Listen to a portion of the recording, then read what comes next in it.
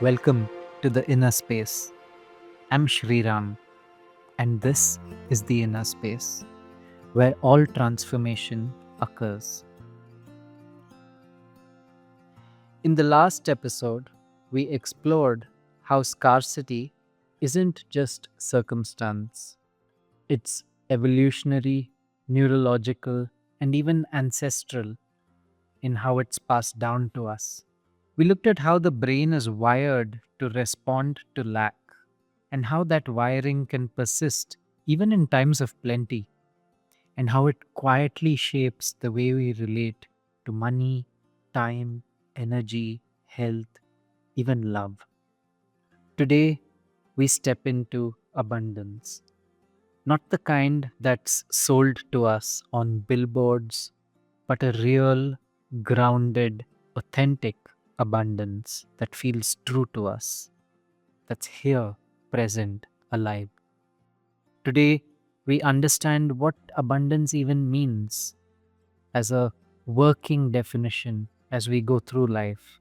We learn stories from business, from sport, from our daily lives, and then we dive in to the micro habits of welcoming abundance into our lives.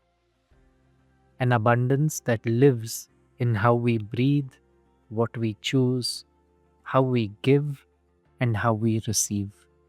So let's dive in.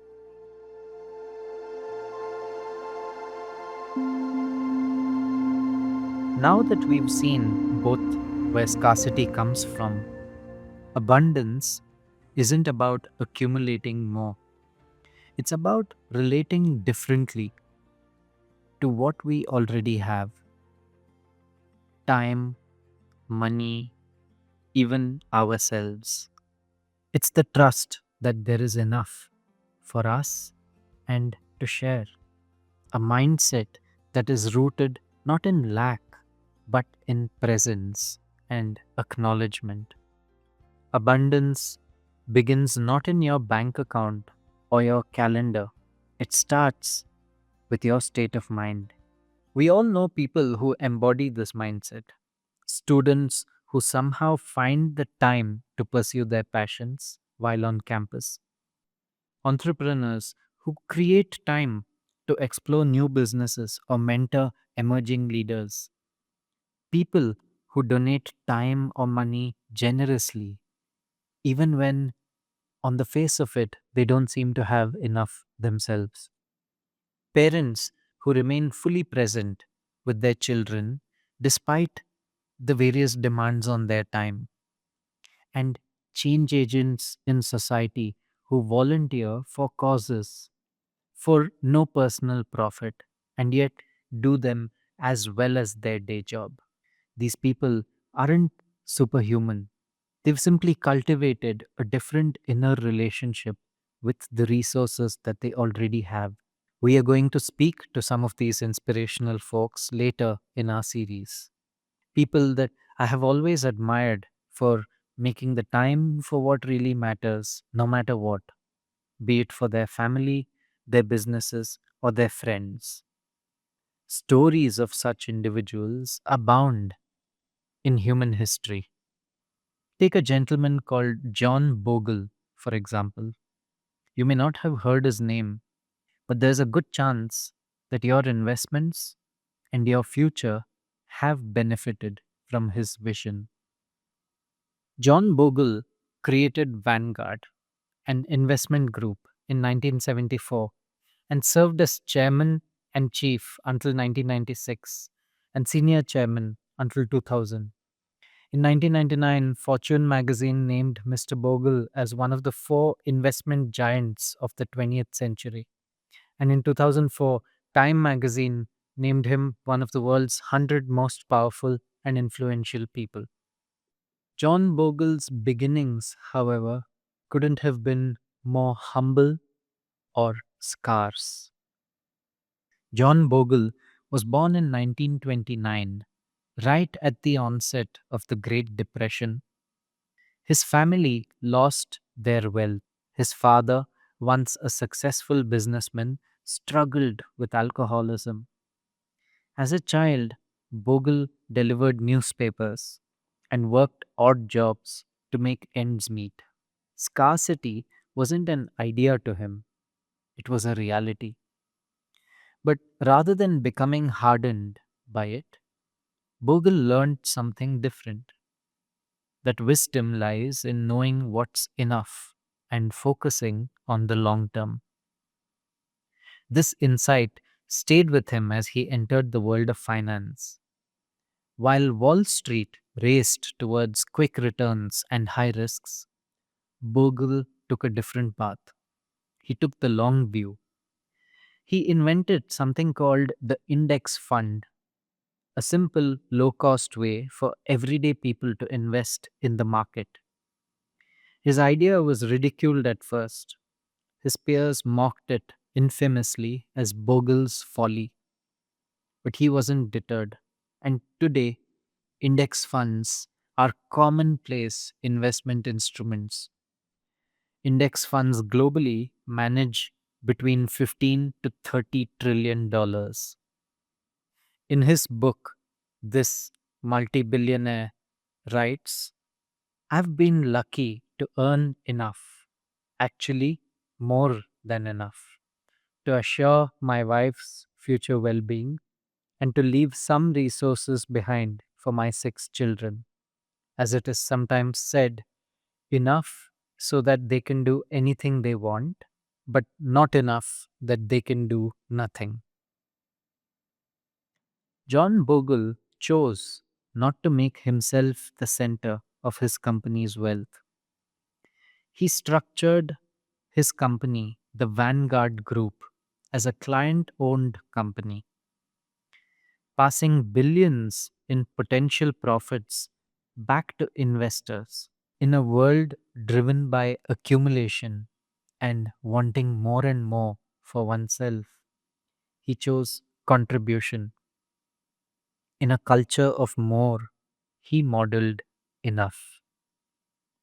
Bogle's story reminds us that abundance isn't about having more, it's about gauging needs, trusting more, and giving freely. A few lessons from his life: know what's enough for you. What do you really need, and how much of it do you already have? Take the long view. Abundance is an offspring of patience. Be generous, because giving doesn't create less. It reminds us how much we have, and often it creates more. And finally, find purpose beyond profit. The most meaningful gains aren't always financial. This is not to say that profit in itself is not an important purpose. But for true fulfillment in the present moment, a purpose that goes beyond profit can help. Here's a question for you to reflect on. Who in your life embodies abundance thinking, not just in what they have, but in how they live? What might you learn from observing how they relate to resources?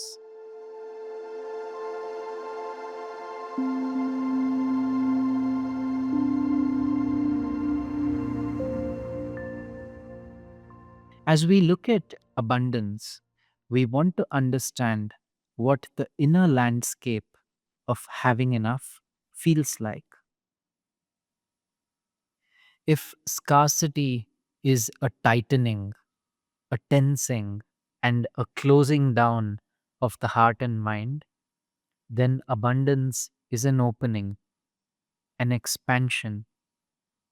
It's not about having more, it's about seeing differently. And over time, this way of seeing becomes a way of being. People who live from a place of abundance often display a few common traits, not because they were born with them, but because they've been practiced over time. They trust that more will come when needed. They focus on what they already have, not what's missing. They give freely, whether time, ideas, or appreciation, without fear of running out. They're able to say no to excess because they know what's enough. They celebrate others' success because they don't see life as a zero sum game. They create even when resources are limited because abundance is an inner resource. A great example of this comes from the world of cricket. The night before I recorded this episode was a historic match between the Punjab Kings and the Kolkata Knight Riders. In this match, the Punjab Kings defended the lowest ever score in IPL history of 111 runs, bowling out the Knight Riders for 95 runs. There have been lower scores in IPL history, but this is the lowest that a team has won a match with. Yes, sport can sometimes be seen from a paradigm of win lose. After all, doesn't one team win and the other team lose? But when the captain of the losing side was asked the question of what are you taking away from this match, what he had to say was there's so much learning that we have from today's defeat. Whereas the losing team can choose to brood on the loss they've experienced and not having done well enough. They can choose as well to focus on what they are learning, the opportunities that this match presented for them to become better players. The ability to see abundance even in scarcity is a special one. From all this, it's clear that scarcity isn't all bad. It serves an integral central purpose of survival. The thought pattern of not having enough helps the human system survive in adverse conditions. So, scarcity does have a positive purpose. Indeed, going through times of scarcity can also teach us several lessons. It can teach us resourcefulness, frugality, creativity. It can teach us to focus on what we do have and to do the most with it. And it can also teach us resilience.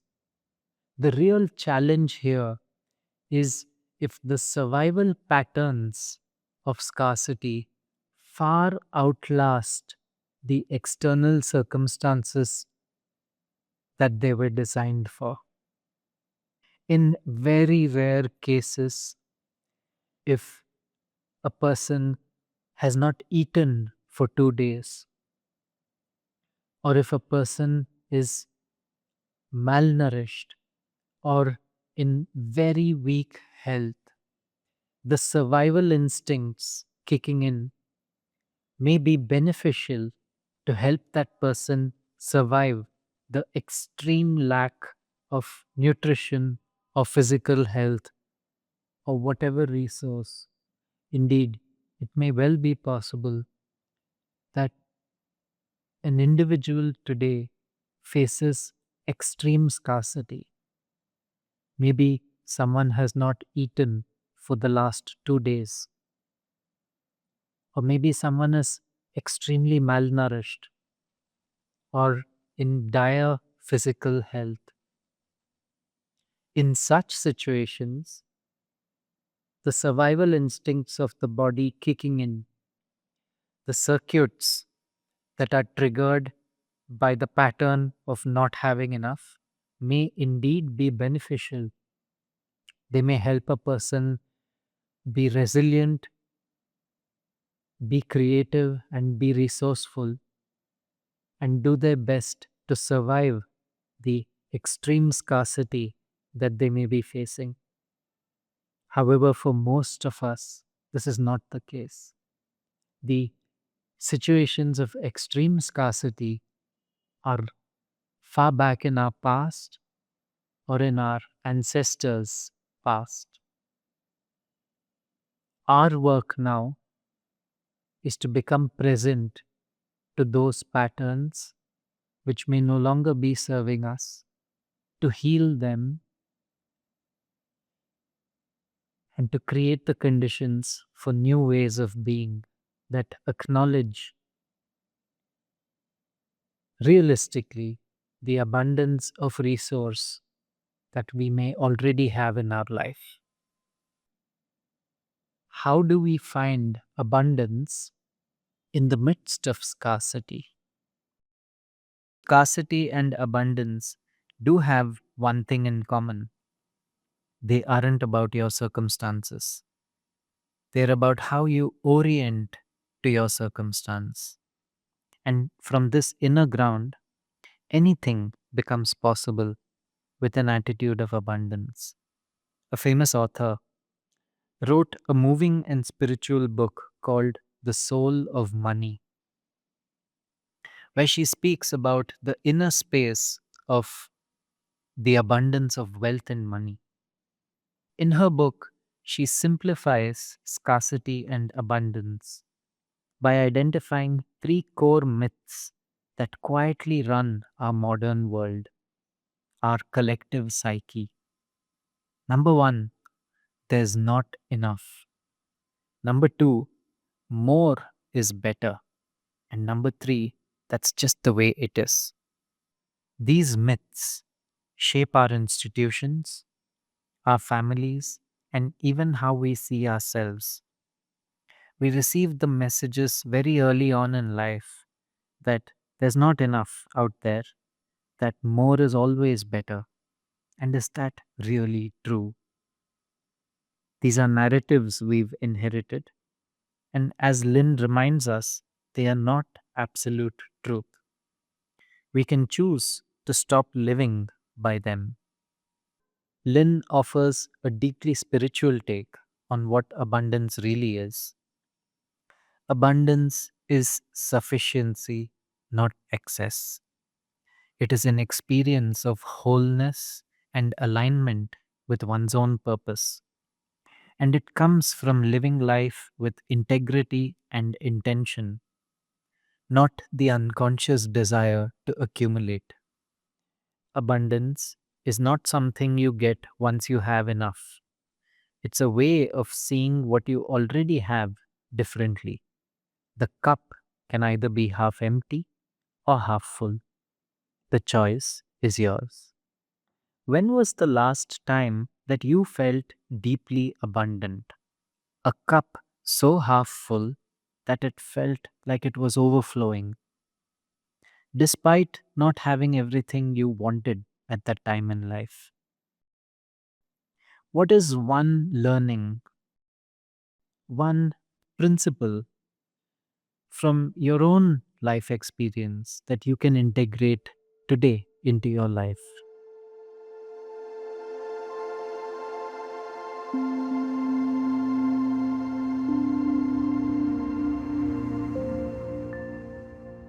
Now that you have a sense of what abundance feels like in your life, let's explore some micro practices, some simple hacks to cultivate abundance thinking in your life.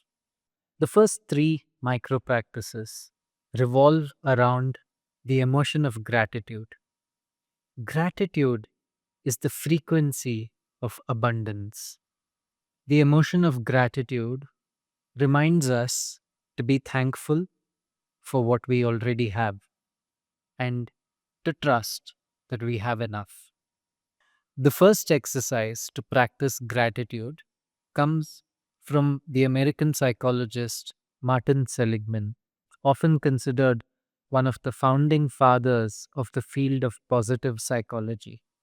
Dr. Seligman created a powerful exercise called Three Good Things. Each night before bed, You spend 10 minutes writing down three good things that happened that day and why they occurred. Research shows this simple practice increases happiness by 25% by shifting attention from what's missing to what's present. To do this, what you need is to find a notepad and a pen, keep it by your bedside table, and every night before you go to bed, write down three good things that happened that day and why they occurred. Writing down why these three good things occurred is an important part of the exercise. It helps remind and focus our attention on the causes and inputs that enable goodness in our life. Another way to practice gratitude is to create an abundance jar or a gratitude jar. An abundance jar is simply a glass jar with a notepad and a pen next to it. Each day, write down one experience of abundance or enough on a note, fold it, and add it into the jar. When thoughts of scarcity arise or moments of unhappiness, pull out a few notes as a reminder of the abundance that already exists in your life. Over New Year's, I handcrafted a few abundance jars as gifts for a few individuals. I shared it with each of them along with a note to explain what the jar was for. A few months later, a couple of individuals I met had great things to report back. One person said members of the family get together at regular intervals through the week to write down notes of what they are grateful for, what abundance already exists in their lives. And they add this into the family abundance jar. A third way to practice gratitude is to develop your own personal posture for gratitude. Try this exercise. Wherever you are, if you are able to, fold your hands at the level of your chest. Hold them tight there, close your fists, and say the following line or think it to yourself: I am open to the abundance of the universe. Notice how that feels to say this or think of the abundance that exists with your fists closed and your hands folded. Now, if you are able to, stand up and stretch your arms out, chest open, wide, palms stretched, open, looking out at the horizon. Again, thinking this thought to yourself: I am open to the abundance of the universe. Notice how it feels to affirm abundance in your life with your arms outstretched and your palms open, looking at the horizon. What you may find is that an open posture feels a lot more receptive and accepting of the energy of abundance than a closed posture. The body and mind are interconnected. To develop your own personal posture of abundance, be it with your arms stretched wide open or above your head, your palms open, stretched out, looking at the horizon, or your own personal posture of training body and mind to focus on what's already available to us. You may even practice this outdoors in nature, finding a spot in the outdoors, arms stretched wide open or folded, whatever your personal posture be, and taking a moment to pause, notice, and soak in everything that nature offers us every moment, and acknowledging this with gratitude. Another way to practice the abundance mindset is through practicing generosity. Brain imaging shows that when we give or donate, reward centers in our brain light up more intensely than when we receive. In his book, Give and Take, Adam Grant used his own pioneering research to show that giving has a surprising impact on success. He describes that at work, most people operate as either takers, matchers, or givers, whereas takers strive to get as much as possible from others, and matchers aim to trade evenly. Givers are the rare breed of people who contribute to others without expecting anything in return.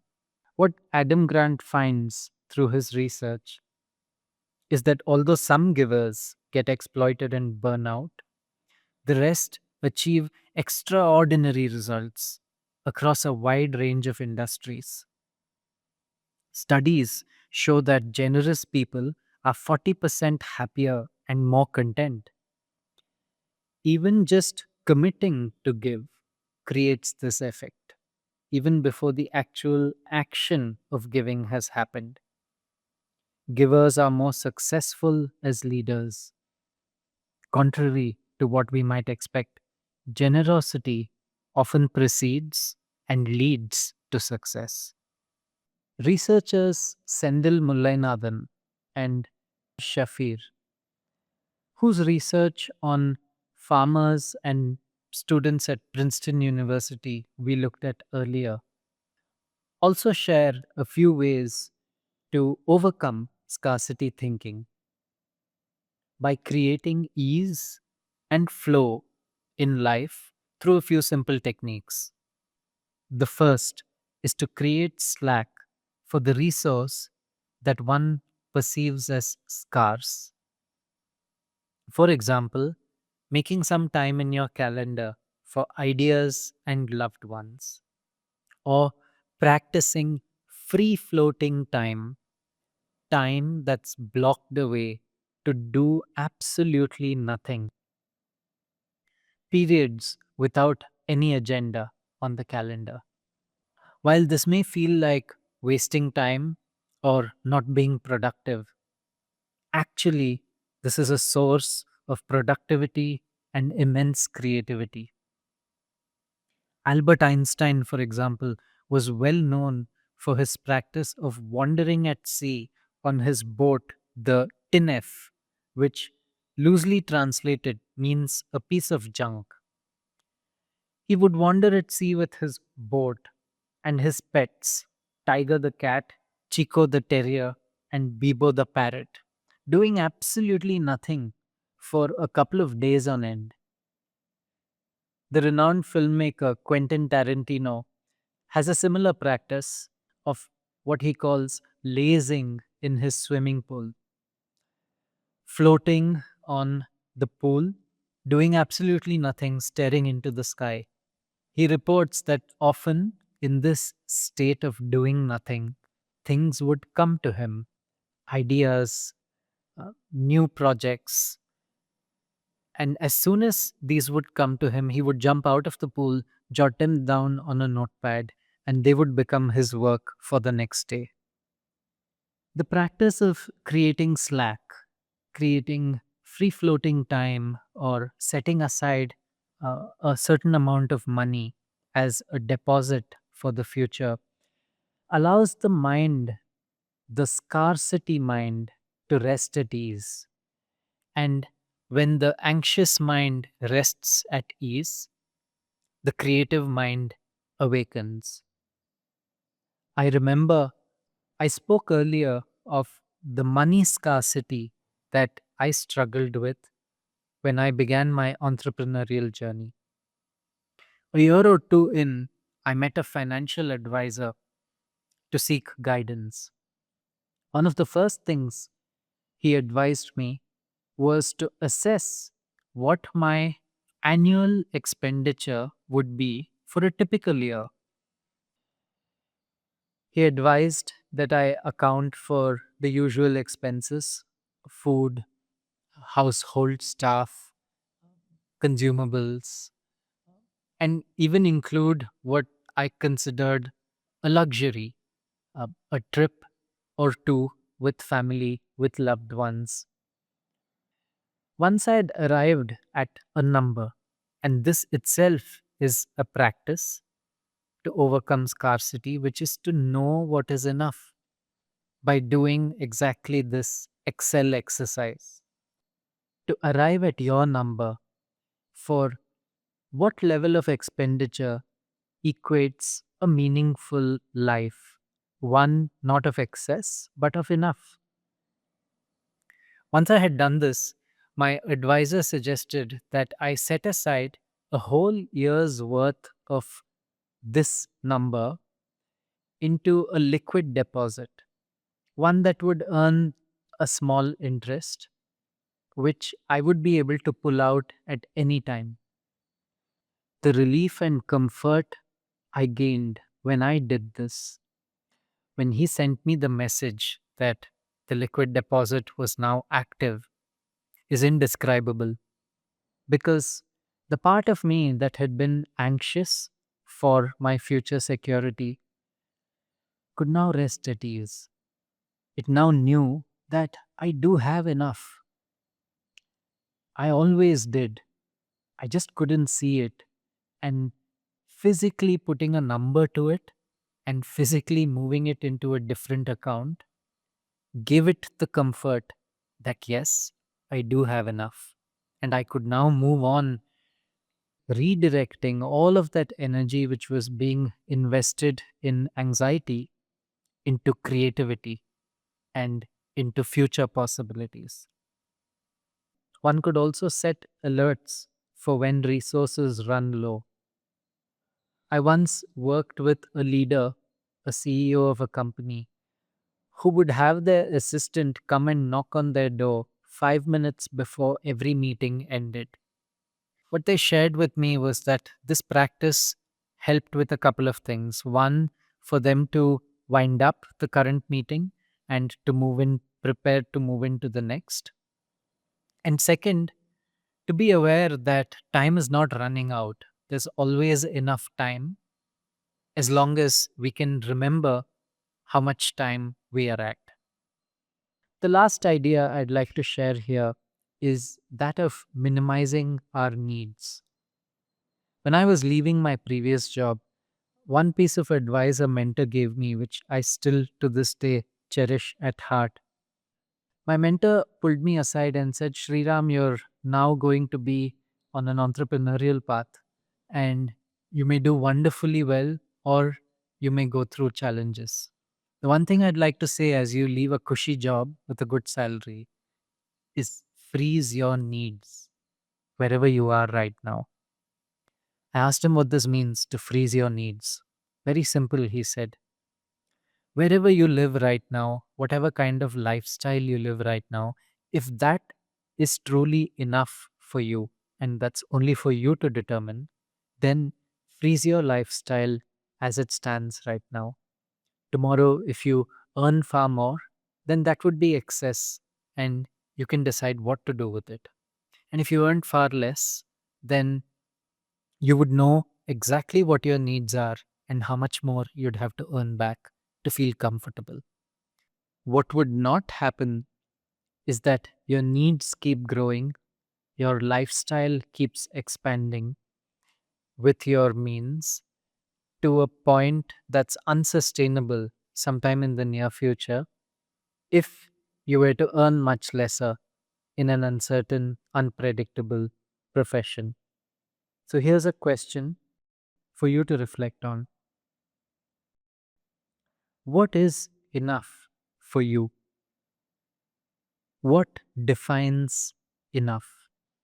Enough money, enough time, enough friends, enough health, and what is one abundance micro practice that you could experiment with starting tomorrow? How might it change your relationship with what you have in life today? So far, we've looked at micro practices, simple techniques that you can put in place in your day to day life to cultivate abundance thinking. Now, I'd like to offer you deeper exercises to help heal the underlying conditioning and patterns that cause scarcity thinking in the first place, and thereby set the fundamental conditions for a life of abundance. What does it mean to heal a pattern or an emotion? We are familiar with the term healing when it comes to the physical body. What does healing mean at the level of mental and emotional patterns? Healing means bringing awareness, compassion, and integration to the parts of us that have been hurt, overwhelmed, or left behind. Thomas Hubel, a renowned wisdom teacher, describes healing as the integration of what was frozen emotionally, energetically, and relationally. He says trauma is an interruption in the flow of life energy. Healing is the restoration of that flow. A simple analogy is to think of our life force as water flowing through a garden hose. When difficult emotions or old patterns go unaddressed, it's like a kink in the hose. The water can't flow freely. It may come out as stress, overworking, avoidance, or other patterns. Healing is noticing the kink, pausing, and holding it with compassion, thereby gently unkinking and freeing the hose so the water can flow again.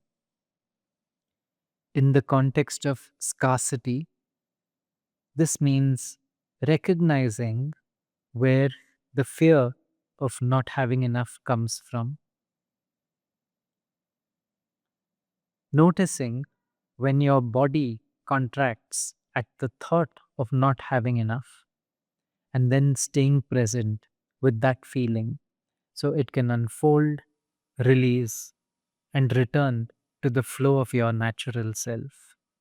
On scarcity and abundance, we speak often of the word enough.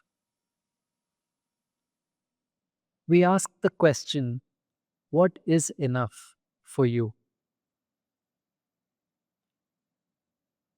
I would like to invite you into a journaling exercise now to discover for yourself what defines enough for you.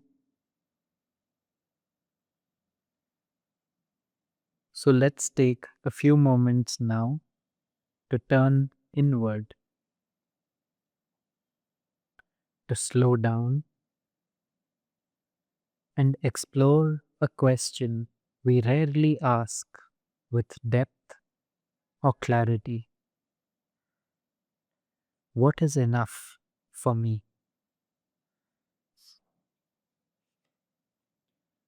When we don't know what enough looks like, we tend to default to more money, more time, more approval, more success.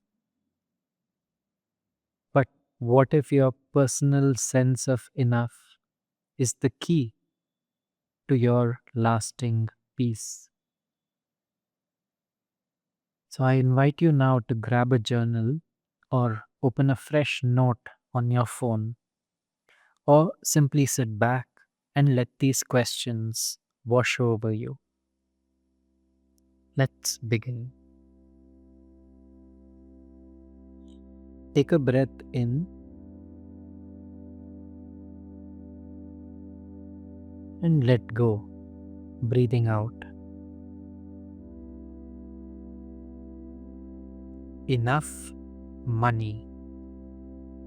What amount of money, monthly, yearly, or in savings, would help you feel secure and supported? Not rich, not wasteful, not limitless. What number would make you feel safe, happy? What number feels honest to your heart?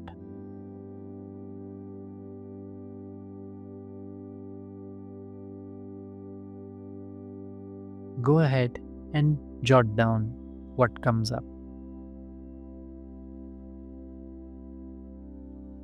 If you don't know, it's okay to write, I don't know. If you're not sure, trust the first thoughts that come to you at this moment.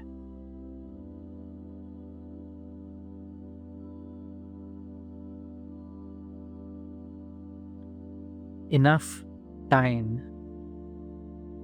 What are the 3 things that you most wish you had time for each day or every week? What would enough time look like for these?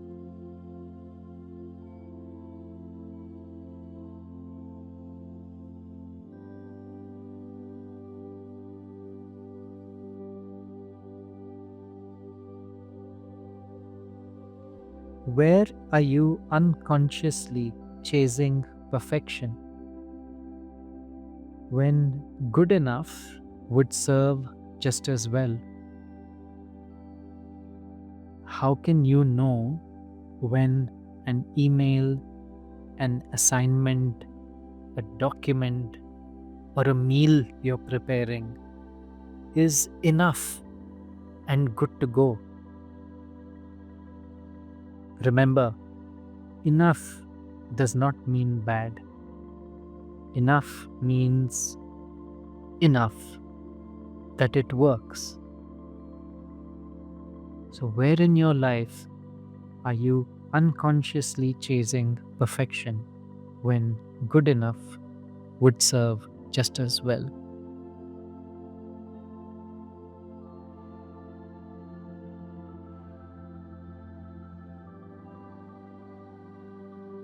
Enough love and connection.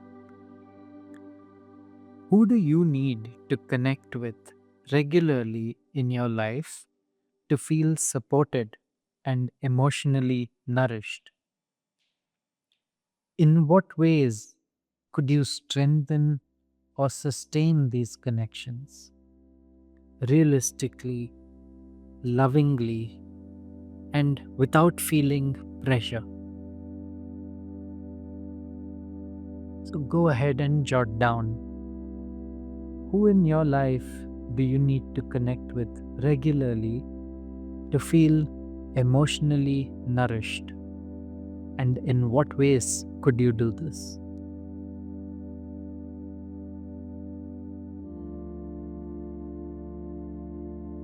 Enough work. What is enough work for you? What kind of output, impact, or contribution will help you feel purposeful without tying your worth to performance, productivity, or approval from society?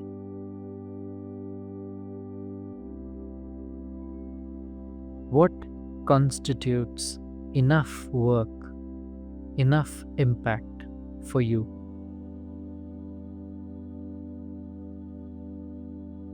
Enough health.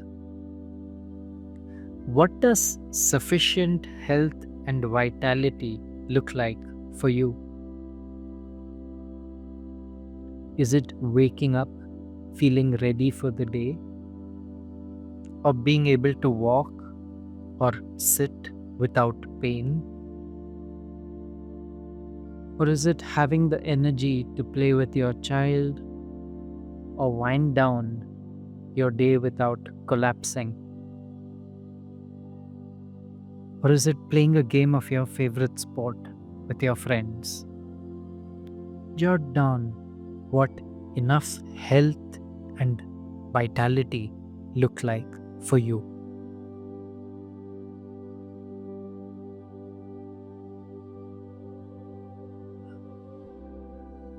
Now, let's anchor enough in what we already have and know. Journal what area of your life already feels abundant or sufficient. How can you honor and savor this more deeply? What already feels abundant in your life, and how can you enjoy this more deeply?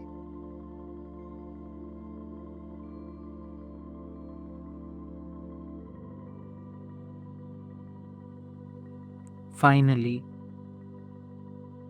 take a pause and take a slow, deep breath in and a gentle breath out. You've done well for yourself. You don't need to figure everything out right now. You've planted a seed. If you could carry just one insight or learning from this reflection into your week, what would it be? Hold that gently in your heart. And when you're ready, bring your awareness back to the room, to the present moment, to the abundance that's already here. From understanding the roots of scarcity in your evolutionary past to your recent ancestral past to your even more recent early life past, you've explored and learned practices to both heal the trauma and conditioning of scarcity in the body and to cultivate and welcome abundance into your present, into your field. Remember, the shift from scarcity to abundance is not about having more, it's not about accumulating, it's about trusting in the enough. It's about recognizing what's already present and standing on this ground of recognition. You may still aspire for more. That aspiration is no longer rooted in a fear that there will never be enough. It's rooted firmly in the foundation of resources that are already available to you, thereby helping you be creative, be resilient, and leap farther and further towards what it is that you do want more of in your life. It's okay to want more. What we are inviting you to in this episode is to start with enough so that the fear of not having enough does not cripple you on your journey towards more. If more is what's really important for you right now in life. And equally, you may also find that the more that you had been chasing is actually already here. The chase is done, the race is complete, the milestones behind us. And all that was needed was a shift in perspective to recognize the more in the enough that's already present.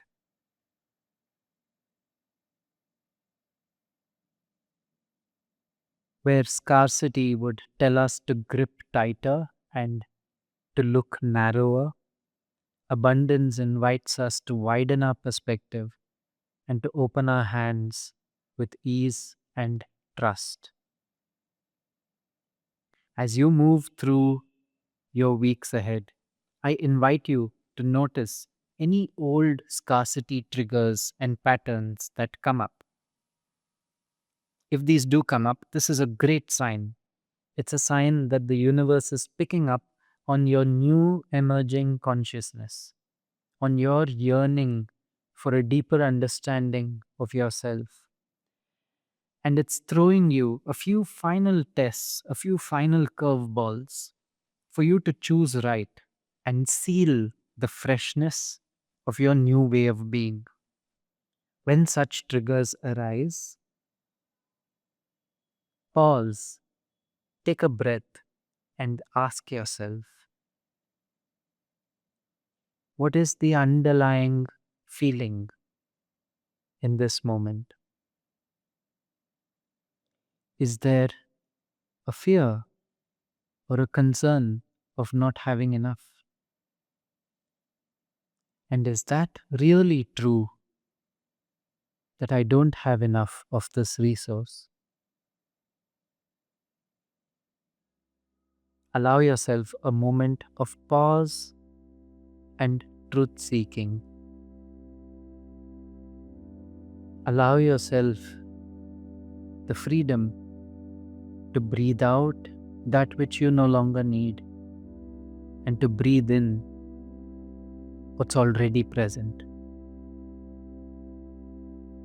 If you like, you may affirm your favorite affirmation in this moment of pause. This journey in the inner space to heal scarcity and cultivate abundance begins with awareness, continues with practice, and blossoms with trust. Thank you for joining me in the inner space. I wish you the discovery and the joy of the abundance that has always been within you in the inner space. In our next episode, we will shift our attention from looking at the struggle of not having enough to that of not being enough or not doing enough, as we explore the conditioning of inadequacy, of feeling inadequate and less than, no matter how much we do, how much we become, and the journey to cultivating and reclaiming worthiness, the knowing that we are enough just as we are. Join us as we discover how to transform the voice of that inner critic that whispers, you're not good enough, into an unshakable sense of inherent intrinsic worth. See you here the next time at the inner space.